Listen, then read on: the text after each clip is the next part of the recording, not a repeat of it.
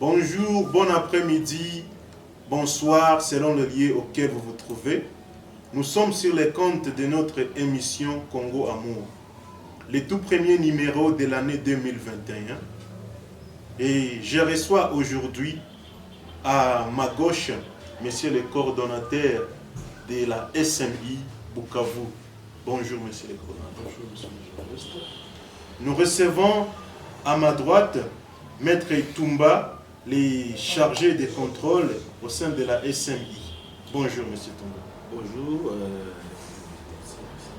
Ok. Et notre émission de ce jour portera sur les activités passées par la SMI, les activités réalisées tout au long de l'année, mais plus précisément les activités qui sont déroulées juste à la fin de l'an 2020. Et ces activités étaient précisément l'activité de la francophonie auquel la SMI a participé. Et le coordonnateur de la SMI va nous parler à long et à large à propos de ça. Et puis nous aurons à proposer d'autres rubriques tout au long de l'émission. Comme je le disais tantôt, notre émission de ce jour comportera sur 3 points essentiels. Le premier sera de parler à propos de l'activité qui s'est déroulée en faveur de la SMI au compte de la francophonie. Et le deuxième point sera de parler à propos de notre centre de réintégration sociale dénommé CRS. Et le troisième sera les rubriques que nous présente notre émission Congo Amour. Et en premier lieu, nous entamons directement le premier point dont je vous avais parlé, qui est de parler à propos de l'activité qui s'est déroulée en décembre passé, en l'an 2020, au compte de la francophonie. Et sur ce, j'invite les coordonnateurs de nous parler à long et à large à propos de cette activité qui s'est déroulée l'an passé, l'an 2020, au compte de notre ASBER SMI. Voilà, merci beaucoup. Merci encore une fois, chers internautes qui nous suivez de partout, de par le monde. Nous vous remercions pour votre fidélité. Ça a fait un bail, on n'a pas été ensemble compte tenu de plusieurs difficultés et l'emploi du temps qui était chargé de part et d'autre. Mais maintenant que nous retrouvons encore une fois, c'est tout un plaisir, c'est encore la joie pour nous de savoir que vous êtes nombreux à nous suivre et vous serez nombreux à vous abonner pour continuer à suivre nos numéros sur notre chaîne Tungane by SMI dans son émission Congo Amour. En réalité, la SMI, l'année 2020 a été une année très riche en activités, riche en couleurs, comme d'habitude depuis que la SMI a été créée. Vous êtes sans ignorer que la SMI est passée par les assistances vulnérables, était intervenue dans la distribution et dans la vulgarisation des mesures barrières. Et là, c'est dans l'année, au début de l'année 2020. Et vers la fin, la SMI a été aussi sollicitée pour parrainer, si pas contribuer à l'organisation d'un festival organisé par une société canadienne dénommée CTMT, Sans tambour, 1000 trompettes. Et cette société canadienne devrait organiser une cérémonie qui devrait primer un artiste de la place, un artiste congolais, quinois, en l'occurrence de M. Kofi Olomide et d'autres. Il s'agissait donc de promouvoir les artistes congolais qui se distinguent par l'utilisation de la langue française dans leurs œuvres. Et il s'est avéré que Kofi Olomide était l'artiste qui vraiment utilisait cette langue-là comme il se devait, bien que chantant en lingala, il sait toujours trouver des proverbes, il sait toujours trouver des dictons qui édifient la population africaine tout entière, le peuple africain tout entier, et strictement le peuple congolais. Et cela a touché cette société canadienne qui a à sa tête nos compatriotes congolais vivant et naturalisés au Canada. Et c'est ainsi que cette activité a été organisée à l'hôtel Menling en décembre dernier et devait primer donc ces artistes-là. Nous avons participé en appuyant cette activité à travers notre conseil d'administration basé aussi, qui est aussi actif, qui est actif par rapport à la promotion de la langue française, à la promotion de la culture congolaise de par le monde. Et donc nous en profitons pour les remercier, pour dire merci à notre conseil d'administration, mais aussi merci à cette organisation sans tambour, mille trompettes, qui nous a sollicité pour appuyer leur tant soit peu cette activité. Et nous avons participé à Kinshasa dans cette activité-là. Et nous sommes vraiment fiers de ça, parce que cette organisation sans tambour, mille trompettes, nous a aussi ouvert donc cet espace-là pour montrer à la face du monde et à l'Assemblée qui était là, c'est que la SMI, c'est qui constitue les activités qui organisent la SMI sur le terrain. Et ça a été un plaisir de nous avoir exprimé, d'avoir été présent, d'avoir participé à ces activités. Et rien n'est parfait, toute œuvre humaine ne manque pas de discordances, et c'est ainsi qu'il y a eu quelque chose qui a été déploré, mais dans l'ensemble, tout s'est très bien passé. En bref, grosso modo, c'est de ça qu'il s'agissait à ce qui concerne cette activité, qui a été parrainée d'abord en grande partie par la francophonie. Vous verrez les affiches qui étaient affichées dans toute la ville de Kinshasa. C'est la francophonie qui parrainait, et c'est cette organisation, cette société canadienne qui était au four et au moulin pour l'organisation, pour que tout se passe comme il se doit. Bon, merci cher Cordo pour cet exposé que vous me faites à propos de cette activité qui s'est déroulée en décembre dernier. Et j'ai deux petites questions à propos de l'activité. Et en quoi cette activité vous a été bénéfique, vous en tant que SMI? Bon, nous, en tant que SMI, bien sûr, nous sommes déjà au niveau national, parce qu'ayant les documents nationaux, une autorisation nationale, mais en termes d'activité, en termes de représentativité, on n'avait jamais foulé nos pieds à Kinshasa. Et en termes de partenariat aussi, parce que la SMI, c'est une organisation qui se fait tellement ouverte dans le monde, et ça nous a un peu ouvert cette activité nous a permis d'être connus par plusieurs organisations qui étaient les organisations co-organisatrices de cette activité. Vous verrez dans les affiches, il y en a eu nombreuses comme organisations avec qui nous avions gardé des bons souvenirs, des bons contacts que nous espérons dans l'avenir nous aideront à parvenir à nos objectifs qui sont énumérés dans notre statut. Ça nous aidera également ça nous a aidé également à faire des plaidoyers pour nos activités, les centres que nous avions érigés, les CRS, Centres pour la réinsertion et l'encadrement des enfants en situation difficile, qui se fait à Bagira. Et donc, toutes ces organisations-là connaissent désormais, ces centres-là connaissent désormais que la SMI s'occupe de ces enfants-là en situation difficile dans la ville de Bukavu. Et nous avons foi qu'elles ne manqueront pas, ces organisations-là, à nous appuyer au moment opportun, au moment venu, à appuyer les actions, les activités que la SMI s'efforce de faire pour soulager, pour alléger un peu les souffrances de ces enfants-là et d'autres vulnérables dans la province du Sud Kivu, mais aussi qui vont nous aider à continuer à lutter pour la défense des droits de l'homme et à promouvoir la bonne gouvernance dans notre société congolaise et sud-kivusienne en particulier. Ok, merci cher Cordo. Nous avons compris la quintessence de cette activité. Et maintenant, je vais m'adresser au maître Toumba qui est chargé du contrôle au sein de la SMI. Il va aussi nous parler à propos de la CRS, ce centre de réinsertion sociale. Il va nous parler aussi de quoi il s'agit.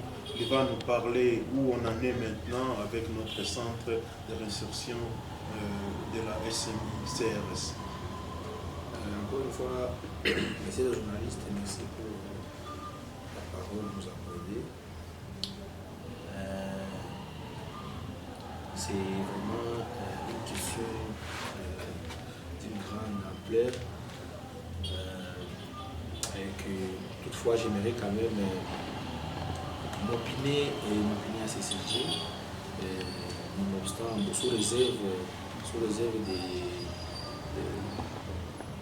de quelques ajouts, quelques précisions provenant de notre coordonnateur, parce qu'il est là, À titre d'information, nous avons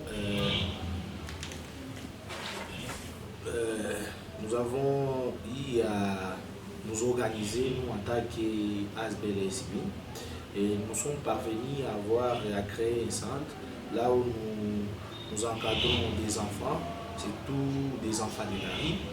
Et ce centre se trouve au stade actuel à Bagira. Et donc, nous essayons d'encadrer les enfants dans le seul but de les réintégrer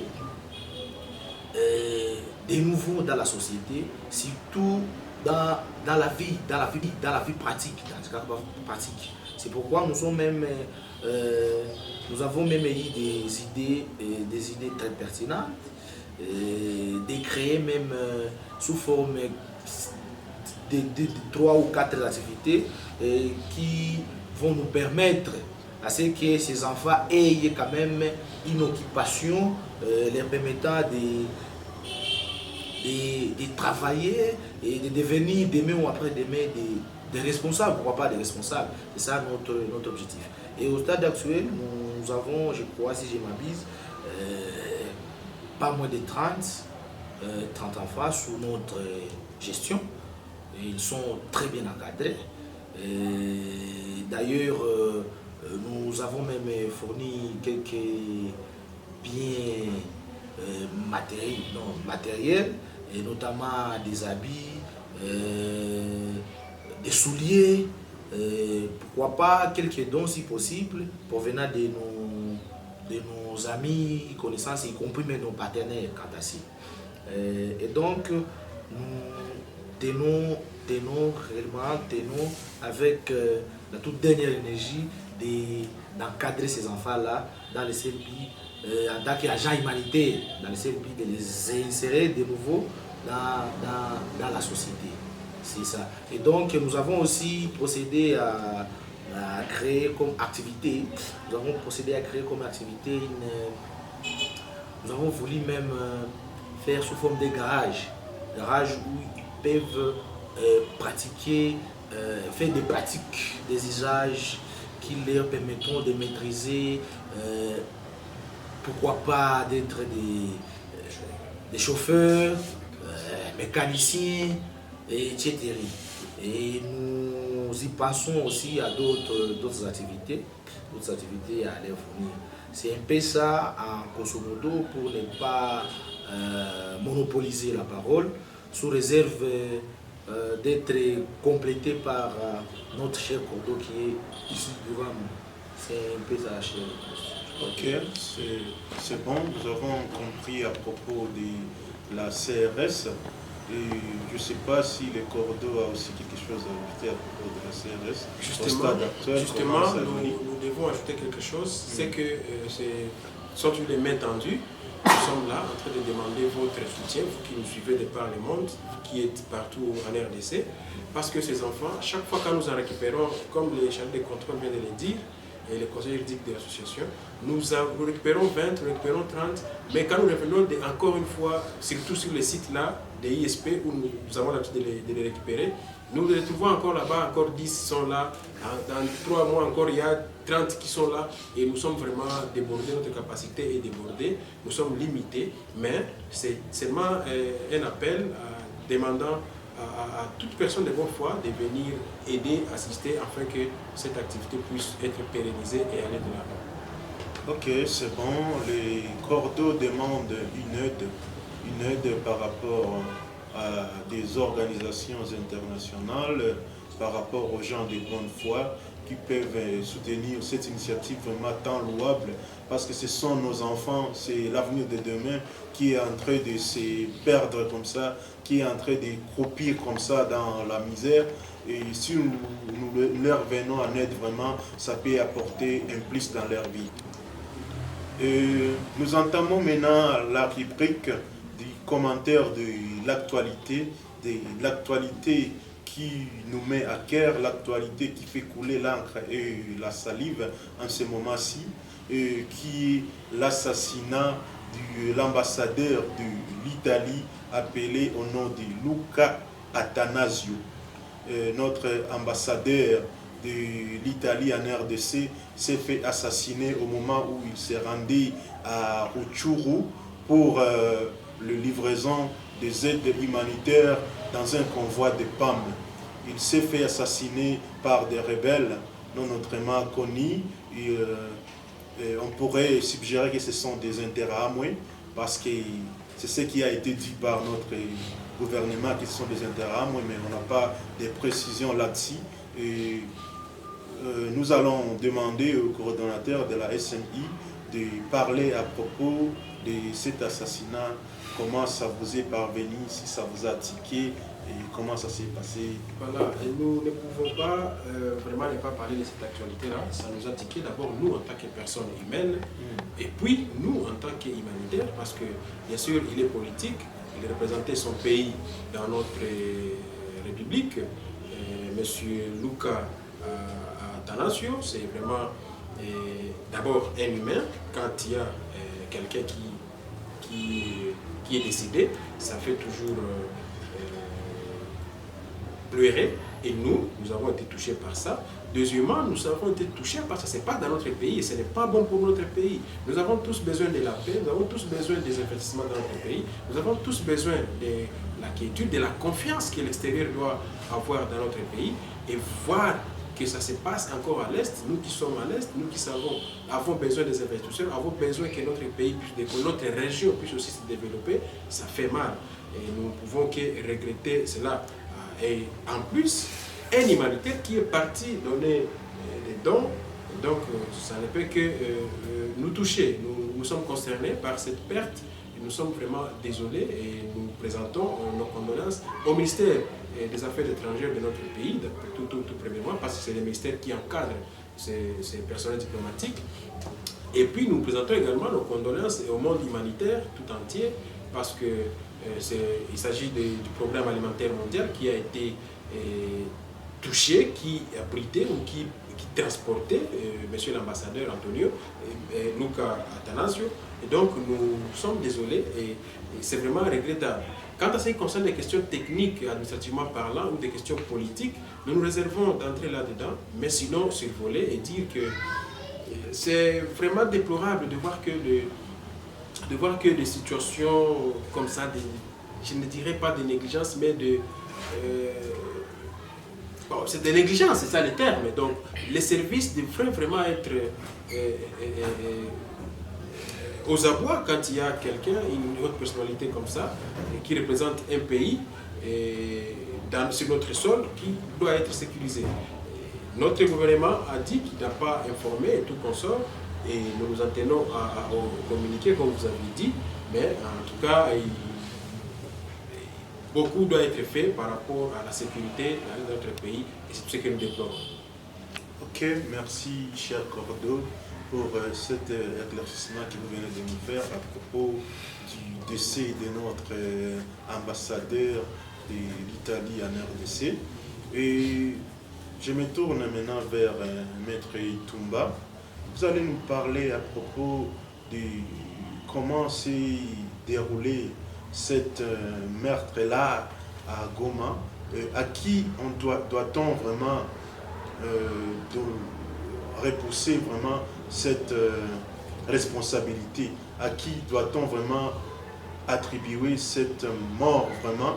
Et comment vraiment un ambassadeur peut sortir dans son bureau, peut sortir à Kinshasa et venir juste au nord de la RDC sans prévenir?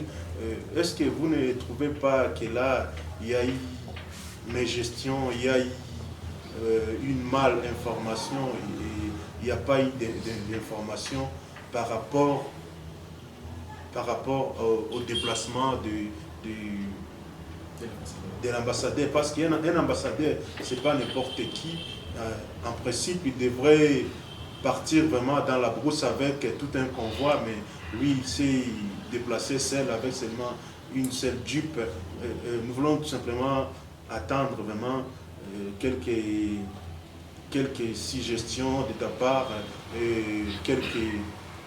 quelques avis que vous allez prêter. Présentant au préalable, en premier lieu, mes sincères condoléances à toute la famille. Attaque humanitaire, ça nous a aussi titillé, ça nous permet pas. Bon, nous sommes aussi sentis mal quant à ça. Et c'est pour cette raison que nous condamnons avec la toute dernière régie ces actes-là, ces actes impudiques à notre égard. J'aimerais aussi, pour répondre à votre préoccupation, être bref, parce que pour être bref aussi, en répondant à votre préoccupation, je devrais dire qu'en tant qu'agent humanitaire, parce que je suis ici en tant qu'agent humanitaire, je ne peux pas me mêler dans les choses politiques, parce que dans la situation diplomatique, il y a déjà un problème, et nous attendons aussi des enquêtes quant à ça. Parce que je ne suis pas là pour dire qu'il y a eu des rebelles, des telles personnes. Nous attendons les résultats. Parce qu'il y a des enquêtes qui sont au stade actuel, qui sont en train de s'effectuer quant à ça. Et en tant qu'agent humanitaire, je suis très exaspéré à cet événement trop douloureux qui s'est passé dans notre pays. Et dès lors que même le feu ambassadeur Luca Atanasio, il était dans une mission humanitaire. Et pour nous, attaquer les gens, les agents humanitaires, nous sommes vraiment choqués. Et c'est pourquoi nous laissons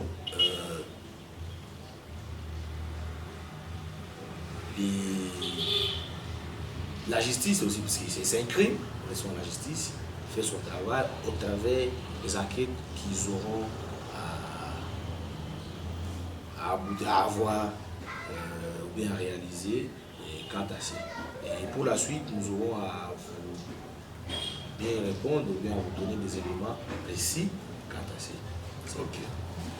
Merci, cher Toumba. Nous avons bien suivi vos commentaires à propos de l'assassinat du jeune ambassadeur de l'Italie en RDC. Il a été assassiné, même si de la manière où il a été assassiné, c'était vraiment incompréhensible qu'il quitte Kinshasa sans informer, même s'il était humanitaire, aller sur terrain sans soutien, sans des renforts, c'était vraiment quelque chose de déplorable. Et même la RDC aussi, c'est un problème parce qu'on n'a pas été informé, la migration, bon, choses comme ça. Bon, c'est pas à nous, c'est pas à notre niveau de commenter sur ça parce que ça nous dépasse, parce que ça a dépassé même les pays, tous les pays tout entiers a été dépassé par ça, même l'Italie a été dépassée par ça. Ce que nous avons à faire, ce sont tout simplement des commentaires. Et nous sommes seulement tiqués parce que celui qui est mort, c'était un humanitaire. Il était ambassadeur, mais il était aussi un humanitaire. C'est ce qui nous fait beaucoup de peine. Et nous entamons la dernière rubrique de notre émission, qui est de savoir si on connaît vraiment notre pays. Cette rubrique qui s'appelle « Connais-tu ton pays ?» Et cette rubrique consiste à donner une question qui sera répondue par nos invités. Et sans plus tarder, nous entamons directement cette rubrique. Et la question de ce jour est de savoir dans quelle province de la RDC trouve-t-on les gorilles de montagne. Et cette question sera une question commune qui est posée à nos deux intervenants de ce jour, nos deux invités. Et nous commençons par les cordeaux de la SMI.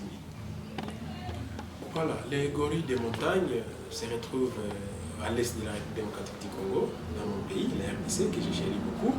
Ça se retrouve dans notre parc national de Kahuzi-Biega, PNKB, mais aussi dans notre parc de Virunga, le PNV. Et d'ailleurs, une parenthèse, il y a une gorille qui a accouché tout récemment. Là, c'est une bonne nouvelle pour notre pays parce que ce sont des espèces qui sont vraiment, qui sont maintenant, pas en voie de disparition, mais qui sont menacées. Et c'est une bonne nouvelle pour notre pays, voir ces nouvelles naissances continuer à s'accumuler. Ok, c'est bon, merci. Nous voyons que notre cordeau est vraiment informé. C'est vraiment un humanitaire, c'est vraiment quelqu'un qui aime l'environnement vraiment, qui aime le tourisme de la RDC. Et c'est une bonne chose car le tourisme, ça fait la fierté d'un pays, la fierté d'une province et la fierté même du monde entier. Et nous bornons aussi à notre ami Toumba. Il va aussi nous parler à propos de la même question. Il va devoir répondre à la même question. Merci beaucoup pour la question.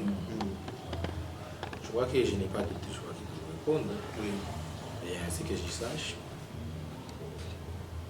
je suis au courant que dans notre cher continent, pays dénommé République démocratique Congo, nous avons beaucoup de gorilles, comme le cordeau vient de le dire, surtout à l'est. Ça ne signifie pas que c'est à l'est seulement qu'on se trouve des gorilles. Il y en a d'autres, même à l'ouest, si je ne m'abuse. Et que donc, pour nous, c'est honnête d'avoir déjà des choses, surtout du point de vue touristique. Ça nous avantage beaucoup.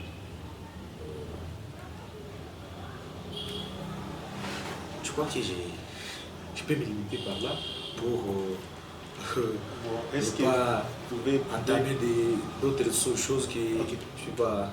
Est-ce que vous pouvez nous dire dans quelle province précisément, et si vous pouvez simplement citer les parcs, simplement, ça pourra nous faire plaisir.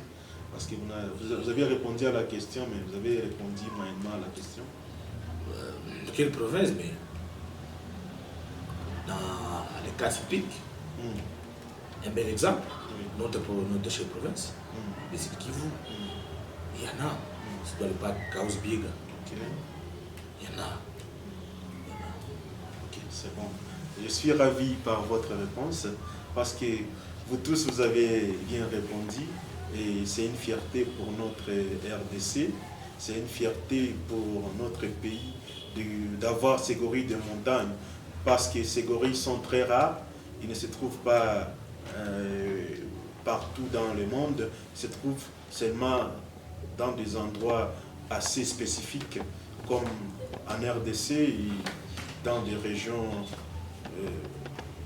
assez vraiment limitées. C'est pas vraiment populaire comme on pourrait le croire. Et c'est pourquoi j'ai choisi cette question, parce que ça fait la fierté de notre province, le Sud Kivu et la province du Nord Kivu aussi, avec le parc de Virunga, le même parc qui a été endeuillé par la mort que nous avons parlé tantôt de l'ambassadeur de l'Italie en RDC, Luca Antanasio, qui s'est fait tuer tout au long du parc de Virunga. C'est vraiment à déplorer, mais cela n'empêche que notre pays est beau et notre pays est bien admiré et nous avons besoin de gens qui peuvent venir visiter, des touristes qui peuvent venir vraiment admirer, oui, des investisseurs qui peuvent vraiment venir admirer la beauté de notre pays. Et nous voici à la fin de notre émission Congo Amour de séjour et nous sommes vraiment ravis. Nous sommes ravis que vous allez nous visiter, vous allez visiter notre site de Tungane et vous allez aimer, vous allez liker notre émission. Et nous sommes vraiment ravis et que vous vous portiez bien.